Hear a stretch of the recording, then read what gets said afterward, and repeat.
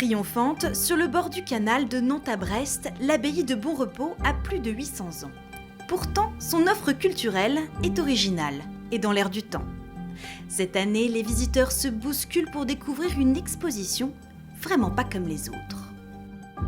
C'est particulier comme exposition, surprenant. Pour moi, c'est décalé, c'est vraiment décalé par rapport au lieu, donc je suis un peu surprise, agréablement surprise, parce que je trouve ça bien, et puis justement, on ne s'attend pas à ça.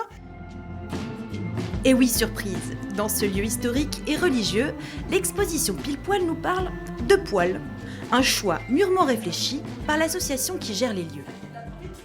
Alors le poil aussi bien chez l'homme, bien entendu, que chez le végétal, que chez l'animal, et également le poil, que ce soit dans l'histoire, la culture. Jugés disgracieux, piquants, envahissants, les poils ont pourtant un rôle essentiel pour notre organisme, et notre relation avec eux raconte beaucoup de notre histoire. On a des périodes où on remarque que la pilosité est complètement...